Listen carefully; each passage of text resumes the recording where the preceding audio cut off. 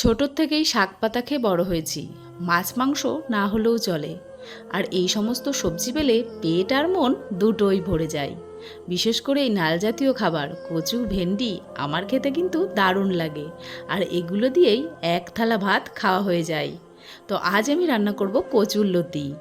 এই খাবারটা অনেকেই তোমরা শুনেছ নাম, এবং অনেকে এটা খেতেও খুব পছন্দ করো, ঠিক আমার মতোই। না, এটা আমি কোনো মাছ দিয়ে রান্না করব না।